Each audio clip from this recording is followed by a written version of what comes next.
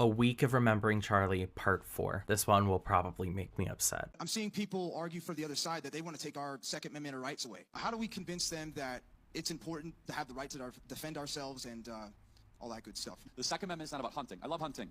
The Second Amendment is not even about personal defense. That is important. The Second Amendment is there, God forbid, so that you can defend yourself against a tyrannical government. There we go. People need an ability to protect themselves and their communities and their families. Now, we must also be real. We must be honest with the population. Having an armed citizenry comes with a price. And that is part of liberty. Driving comes with a price. That's such a good comparison. 50,000 people die on the road every year.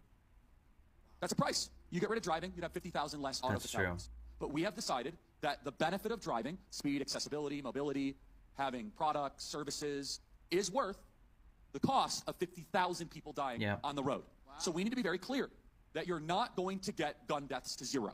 It will not happen. Right. You can significantly reduce them through having more fathers in the home, by having more armed guards in front of schools.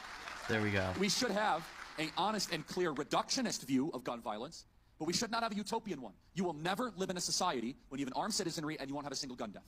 That is nonsense. It's drivel. But I think it's worth it.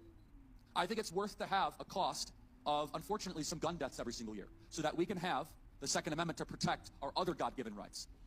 And that's the full context. So did he say it? Yes, he did.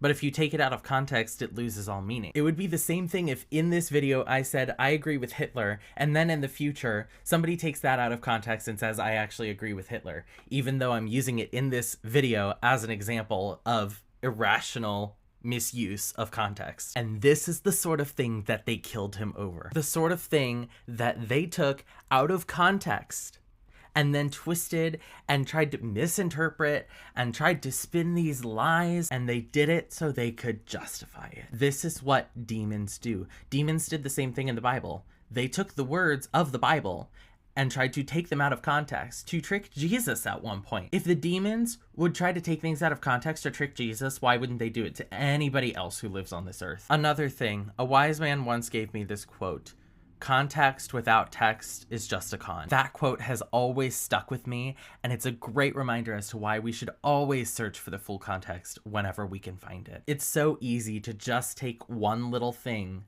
and just run with it. And even I had to cut down this clip a little bit because it is originally like a 4-minute clip. I'm so glad that this clip is spreading and getting out there and that people are understanding the full context. Let this be a reminder to search for the full context, because text without context is just a con.